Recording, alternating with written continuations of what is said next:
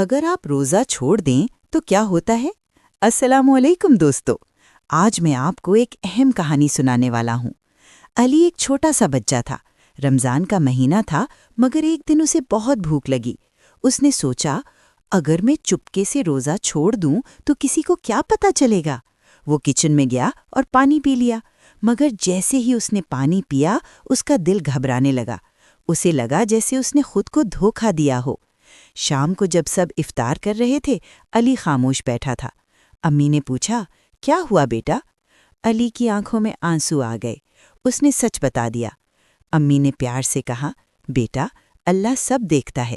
روزہ صرف بھوکا رہنے کا نام نہیں، یہ صبر اور سچائی کا امتحان ہے۔ اگر غلطی ہو جائے تو سچی توبہ کرنی چاہیے۔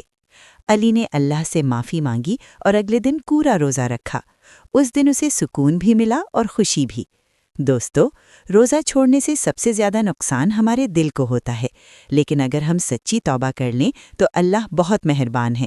اگر آپ پورا روزہ رکھتے ہیں تو کامنٹ میں لکھیں ماشاء اللہ۔